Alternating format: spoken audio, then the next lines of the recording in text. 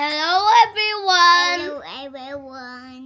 Today we're going to talk about Phone apps. our still learning to. Pag-uusapan natin ngayon yung tungkol sa aming mga parents. So, yung mga parents, nagagalit, di ba? Sometimes. Yes. Yeah? Sometimes, we raise our voice. Napapasigaw kami. Nagagalit kami. We get frustrated when you don't listen.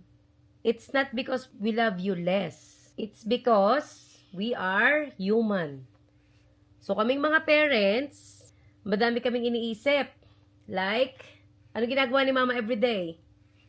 Nagko-cook and clean and nagta-take care sa amin. Si Daddy, anong ginagawa everyday? He's going to work. Mhm.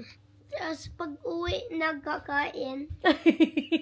Pag-uwi, i-drive kami sa grocery or mag-deliver ng siomai. Tapos papaliguan kami. O, diba? Madaming ginagawa yung daddy mo tsaka yung mama mo everyday. Then, beside doon, may mga iniisip kaming bills, kung magkakasya ba yung budget, pambili ng grocery. Marami kaming iniisip. So, sometimes, pag sobrang kulit, nawawalan kami ng patience. Diba? Yes, We mess up too. And then, we learn and we try again tomorrow. Pag nagagalit sa'yo si mama, anong nararamdaman mo? I feel sad if I get you mad, Mama. Oh, yun ang feeling mo. Yes po. Ikaw, Diana, what do you feel pag galit si mama? I'm so frustrated, Mama. You're so sad? Yes. Oh. So, after ko magalit sa'yo, anong ginagawa? Anong ginagawa sa inyo? Kinakausap kami after. Tapos nagsasorry ka po. Do you say sorry to kay mama? Ay, yes po.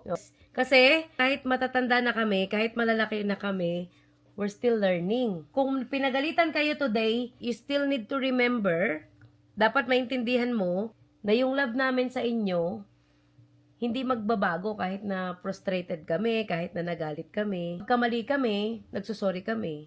Kasi, adults, like me, are still learning too. Parents, like me, make mistakes too. Yes po. Sometimes I get easily frustrated, especially when I'm tired. So, remember, even if we're mad, You still love us. yes, that's right. Love ka pa din namin. I'm still learning every day how to be a good mom. Yes Just po. like you, learning how to be a good kid. Pagka may mistake ka, nandito pa rin kami. We still love you kahit nagkakamali ka. Okay? And we're still here to support you. So, hindi ibig sabihin na pag nagalit kami sa'yo, hindi ka na namin love. Pero sabi mo naman sa akin, hindi mo naman napifeel yun. We will keep learning together. Okay? So, yun lagi mong iisipin kahit lumaki ka na. Kahit pinapagalitan ka, it doesn't mean na bad person ka, na bad kid ka. Kasi yung ibang kids, pag napapagalitan sila, iniisip nila na, hindi na ako love ng mama ko, pinagalitan ako. Which is not, di ba? Oh, mada kids, your parents get mad at you. Doesn't mean that your mama and daddy doesn't love you. They're just human, make mistake too.